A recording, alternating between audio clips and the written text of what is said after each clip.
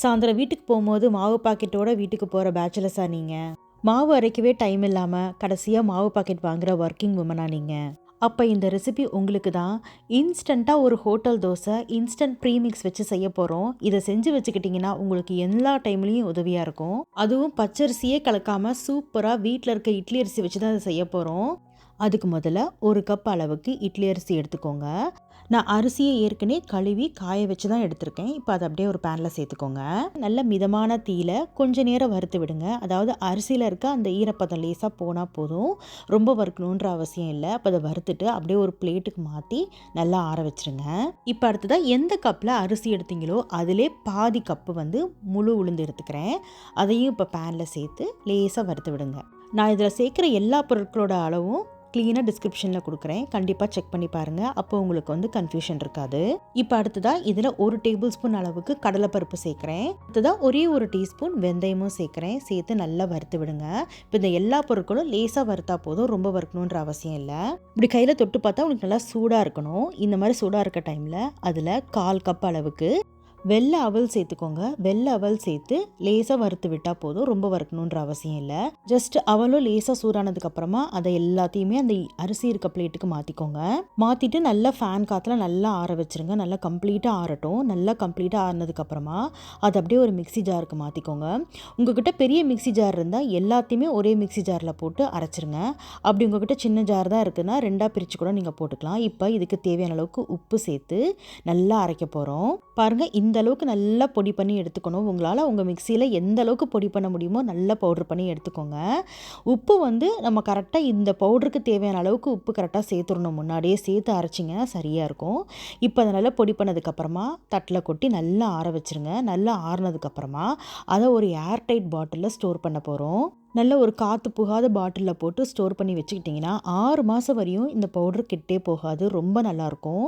தனியாக சமைச்சு சாப்பிட்ற ஹாஸ்டலில் இருக்க குழந்தைங்களுக்குமே இது மாதிரி நீங்கள் செஞ்சு கொடுத்து விட்டிங்கன்னா அவங்களுக்கு ரொம்ப உதவியாக இருக்கும்.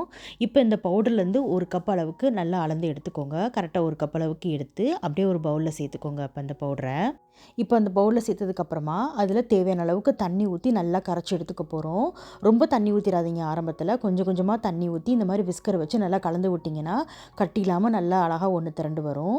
நல்லா கட்டிகள் இல்லாத மாதிரி எவ்வளோ கலக்க முடியுமோ நல்லா கலந்து எடுத்துக்கோங்க. ஏன்னா அது பவுடர் இல்லையா, கண்டிப்பாக தண்ணி பட்ட உடனே கட்டிப்படும். இந்த மாதிரி கலந்து எடுத்துக்கோங்க. அதுக்கப்புறமா உங்கள் சுத்தமான கைகளை வச்சு நல்லா இந்த மாதிரி உள்ளே இருக்க மிச்ச கட்டிகளையும் நல்லா உடச்சி விட்டுக்கோங்க. நல்லா கலந்து விடுங்க. கைப்பட்டால் நல்லா சீக்கிரம் புளிச்சு வரும் மாவு. நல்லா இந்த மாதிரி கம்ப்ளீட்டாக கட்டிகளே இல்லாத அளவுக்கு கரைச்சி எடுத்ததுக்கப்புறமா இதை நல்லா நம்ம ஃபெர்மெண்ட் பண்ண போகிறோம். அதாவது நம்மளை புளிக்க வைக்க போகிறோம். ஒரு மூடி போட்டு நல்லா ஒரு 8 மணி நேரம் நல்லா புளிக்க வச்சுருங்க. நல்ல சூடான கிளைமேட் இருந்துச்சுன்னா 8 மணி நேரத்தில் புளிச்சு வந்துடும். அந்த மாதிரி பாருங்கள் எவ்வளோ சூப்பராக புளிச்சு வந்திருக்குன்னு. அப்படி கூல் கிளைமேட்டில் இருந்தீங்கன்னா ஒரு 12 மணி நேரம் ஆகும் இது புளிச்சு வர்றதுக்கு. இந்த மாதிரி நல்லா புளிச்சு வந்ததுக்கப்புறமா அதை கரைச்சி எடுத்துக்கோங்க. இப்போ தண்ணியோட கன்சிஸ்டன்சி பார்த்துக்கோங்க. உங்களுக்கு கெட்டியாக இருக்க மாதிரி தெரிஞ்சிச்சுன்னா தண்ணி கலந்து நல்லா கரைச்சி எடுத்துக்கோங்க. எனக்கு கரைச்சதுக்கப்புறமா இந்த கன்சிஸ்டன்சி கரெக்டாக இருந்துச்சு. இப்போ தோசை ஊற்ற ஆரம்பிக்கலாம். இப்போ ஒரு தோசைக்கல்ல எண்ணெய் தடவிட்டு அதுக்கப்புறமா நீங்கள் தோசை ஊற்றுனீங்கன்னா சூப்பராக வரும். பாருங்கள் எவ்வளோ சூப்பராக வருதுன்னு தோசை ஊற்றுறதுக்கு. சுத்தமாக அந்த தோசை ஊற்றுனதுக்கப்புறமா கிளியவே கிளியாது. நல்லா ஹோட்டல் தோசை மாதிரி உங்களுக்கு சூப்பராக இழுக்க வரும். ஏன்னா நம்ம அதில் அந்த ஹோட்டல் தோசைக்குரிய அந்த கடலைப்பருப்பு, வெந்தயம், அந்த அவெல்லாம் சேர்த்துருக்கனால தோசை நல்லா சூப்பராக முருகலாக கிளியாமல் வரும். இப்போ மேலாப்பில் கொஞ்சம் எண்ணெய் ஊற்றிட்டு கொஞ்சம் நேரம் விட்டு எடுத்திங்கன்னா அந்த மாதிரி நல்லா பொன்னிறமாகி வரும் அடியில். அது மட்டும் இல்லாமல் இந்த தோசையை நீங்கள் திருப்பி போடுறதுக்கான அவசியமே இருக்காது. ஏன்னா அது ஹோட்டல் தோசை மாதிரி அதுவாகவே மேலேயும் நல்லா வெந்து வந்துடும். அப்படி மடித்து தட்டில் எடுத்து வச்சுக்கலாம். நான் இதை இன்றைக்கி மசால் தோசை மாதிரி பண்ணுறேன். கொஞ்சமாக அந்த மசாலாவை நடுவில் வச்சு அப்படியே ஃபோல்டு பண்ணி ஒரு பிளேட்டில் வைக்கிறேன். ஹோட்டல் தோசை மாதிரி இப்படி ப்ரீமிக்ஸ் ரெடி பண்ணி வச்சுக்கிட்டிங்கன்னா எல்லா டைம்லையும் நீங்கள் ஹோட்டல் தோசை வீட்டிலே சாப்பிட்லாம். ரொம்ப ரொம்ப சூப்பராக இருக்கும். நம்ம போட்டிருக்க அந்த கடலைப்பருப்பு, வெந்தயம், அவல் அதெல்லாம் சேர்ந்து தோசைக்கு ஒரு அழகான நிறத்தை கொடுக்கும். பாருங்கள் பார்க்கவே எவ்வளோ ஒரு அழகாக இருக்குன்னு. இட்லி பொடி, சட்னி எதோடு வேணாலும் சாப்பிட்லாம். ரொம்ப ரொம்ப சூப்பராக இருக்கும். நீங்களும் உங்கள் வீட்டில் இதை கண்டிப்பாக ட்ரை பண்ணி பாருங்கள். முக்கியமாக பேச்சுலர்ஸாக வெளியூரில் வேலை பார்க்குறவங்களுக்கு இதை நீங்கள் செஞ்சு கொடுத்தீங்கன்னா அவங்களுக்கு ரொம்பவே உதவியாக இருக்கும். ட்ரை பண்ணி பார்த்துட்டு எப்படி இருந்துச்சுன்னு சொல்லுங்கள். தேங்க்ஸ் ஃபார் வாட்சிங் ஃப்ரெண்ட்ஸ்.